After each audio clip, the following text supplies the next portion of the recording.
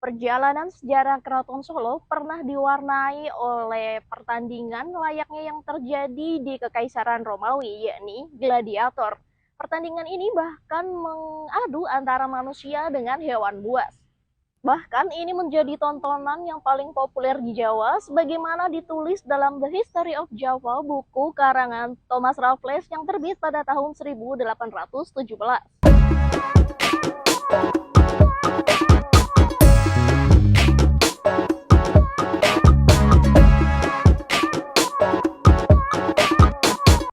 Rampokan Macan dimulai sejak era Pakubuwono IV dan berlangsung hingga Pakubuwono IX.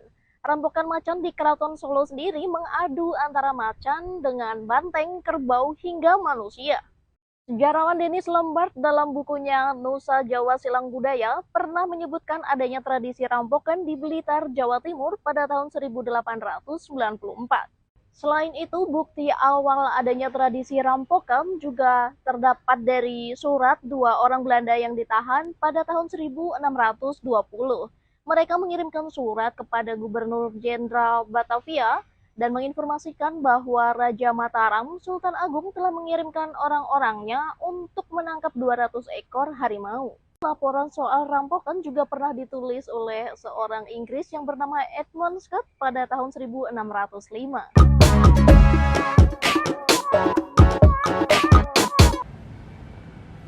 Nah, sebenarnya untuk apa sih ada tradisi rampokan macan yang mengerikan ini? Jadi langsung saja kita sudah bersama dengan Mas Denny Saptoni, pegiat sejarah dari komunitas Solo Society. Ya.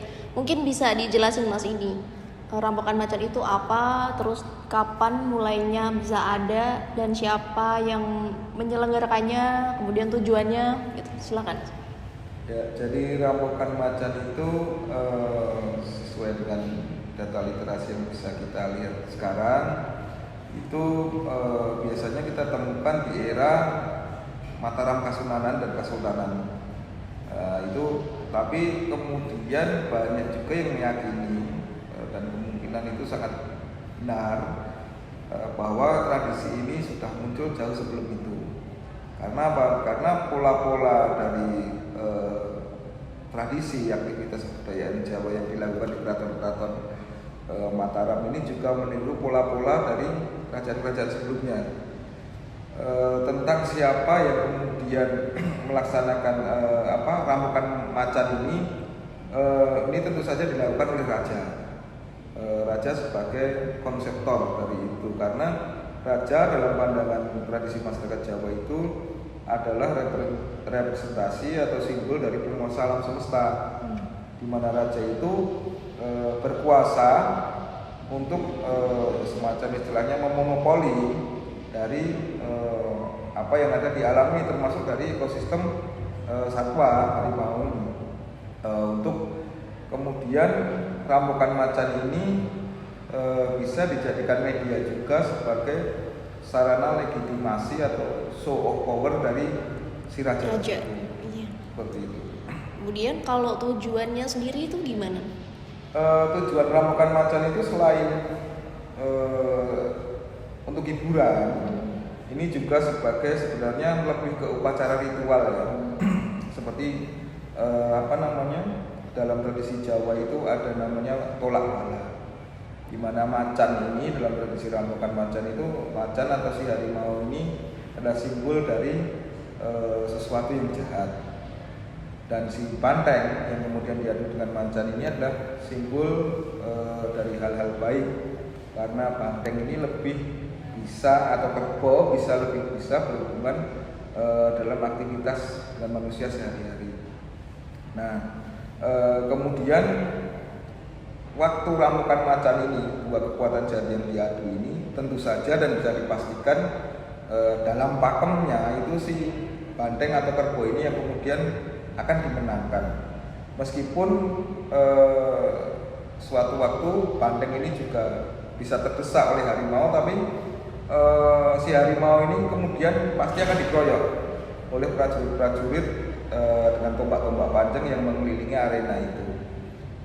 Nah, tapi simbol dari ritual tolak bala ini kemudian juga berubah seiring kedatangan bangsa Eropa ke Jawa, di mana orang-orang Jawa ini kemudian menggunakan tradisi rambukan macannya sebagai simbol bahwa macan ini simbolnya orang Eropa, kerbau atau bandeng ini simbolnya orang Jawa, dan bisa dipastikan dalam pertarungan itu si bandeng atau kerbau ini akan menang. Akan menang. Dan kalau meskipun tidak menang juga pasti akan dimenangkan itu tadi ya. ya. Ini kan hukum sejarah ya, yang namanya sesuatu yang tidak bisa dimenangkan secara politis akan dicarikan media lain sebagai bentuk di mana masyarakat yang merasa tertindas ini bisa dimenangkan, baik itu lewat seni atau lewat penggunaan simbol-simbol tradisi atau budaya seperti halnya rambukan macan itu. Salah satunya rambukan macan itu tadi. Ya. Nah, tapi kan selain jadi simbolisme yang jahat akan kalah melawan kebaikan gitu.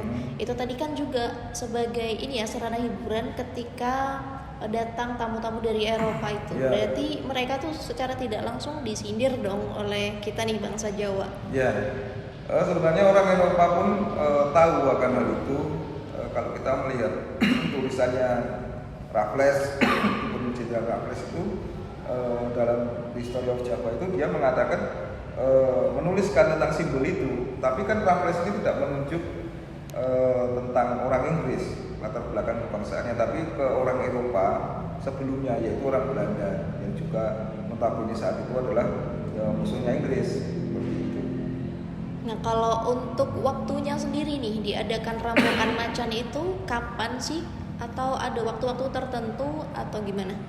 Biasanya rambukan macan ini diadakan kalau grebek dan juga penyambutan tamu agung. Tamu agung ya. Grebek itu sendiri setahun ada 3 kali.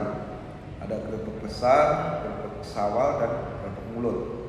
Nah itu lazim diadakan upacara tradisi rambukan macan ini. Berarti minimal setahun 3 kali lah ya? Iya, setahun 3 kali menggunakan media harimau untuk di pantai. Harimau.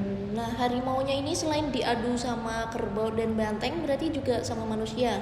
Ya, karena sifat dari hewan liar, kadang kan si harimau ini justru tidak menyerang banteng atau kerbau, tapi mungkin karena panik dan takut dengan kerumunan dia akan menyerang orang-orang itu. Nah, saat momen-momen seperti ini adu kekuatan antara macan dengan manusia ini dimungkinkan. Juga pernah ada satu arsip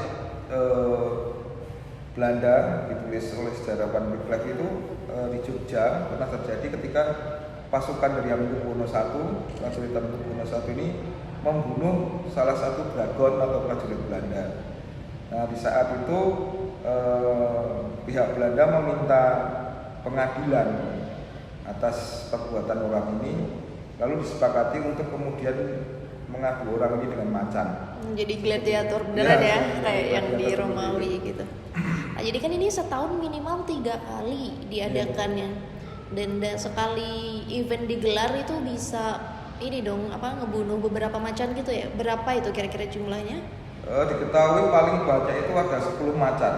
Sekali event ada 10 harimau Jawa yang terbunuh dalam acara rambukan macan itu. Nah, ini apakah menjadi salah satu faktor punahnya harimau Jawa gitu? Bisa dibilang iya, tidak, atau gimana, Jom? Ya, untuk faktor punahnya harimau Jawa terkait rambukan macan ini mungkin bisa ya, bisa juga bagaimana ya? Kita harus melihat data statistik sejaman di era di mana rambukan macan itu dilaksanakan. Kalau dimungkinkan ada data statistik berapa jumlah harimau Jawa saat itu yang diindikasi dapat terdata saat itu dengan berapa banyak jumlah harimau yang kemudian dipakai untuk rambukan macan ini, itu kita akan bisa menjawab acara rambukan macan ini merupakan salah satu tema utama yang mempengaruhi punahnya harimau Jawa apa tidak. Karena waktu itu kan harimau-harimau yang dipakai untuk rambukan macan ini seringkali juga hewan-hewan yang merupakan pisungsung atau upeti Peti. dari bupati-bupati bawahan dari keraton. Dari bupati-bupati ini kemungkinan besar mereka sudah menyediakan macan ini dari awal, karena soal itu ada ditulis di keraton tentang bupati-bupati yang sering diminta keraton untuk menyediakan harimau untuk acara ini. Menyediakan harimau. Nah, terus untuk digelarnya sendiri nih di tanah Jawa, itu ada di mana aja lokasinya kira-kira? Kalau perampokan macan tentu saja di Solo, di Jogja, itu terutama di alun-alun utara, tempat pagelaran itu, lalu di beberapa kadipaten di Jawa Timur dan juga di pesisir Jawa Barat yang berbatasan dengan Jawa Tengah. Kalau di Jawa Timur paling banyak itu terdokumentasi di Kediri dan Blitar, juga di Malang. Kediri dan Blitar. Terus data literer paling akhir dari rampokan macan itu ada di Solo di era Pakubuwono X. Kemudian setelah itu di stop, acara ini dimanapun tidak boleh dilakukan. Kenapa tuh? Karena ada peraturan dari pemerintah Hindia Belanda yang memandang kegiatan ini tidak etis. Dan kekhawatiran dari pemerintah Hindia Belanda sendiri terkait ekosistem harimau Jawa ini yang kemungkinan besar akan punah ya mungkin ya, karena kalau terus-terusan setahun 3 kali seperti itu. Kalau misalnya untuk sisa-sisa peninggalan sejarah gitu sekarang ada nggak, kayak misalnya tempatnya yang dahulu itu masih ada sekarang? Kalau di Keraton Solo ada namanya Kampung Macanan, itu di sebelah timur Polsek Pasar Kliwon itu. Sekarang dipakai untuk lahan SD. Namanya Kampung Macanan? Iya, Kampung Macanan, karena itu dulu adalah tempat kandang macan.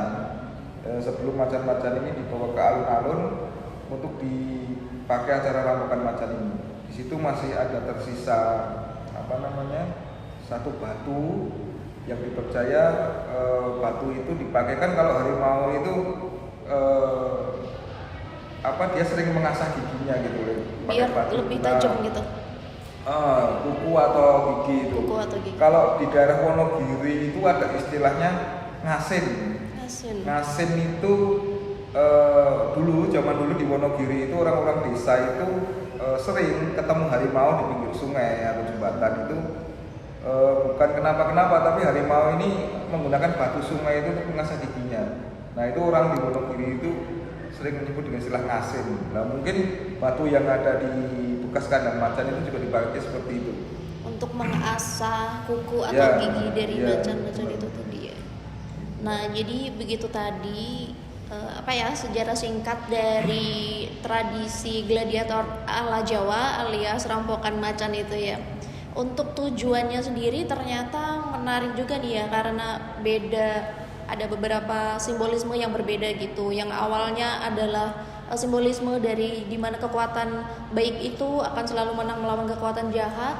Namun ketika datangnya bangsa Belanda ke Hindia Belanda pada waktu itu, jadinya simbolismenya lain lagi, yakni kemenangan bangsa Jawa atas orang-orang Belanda begitu.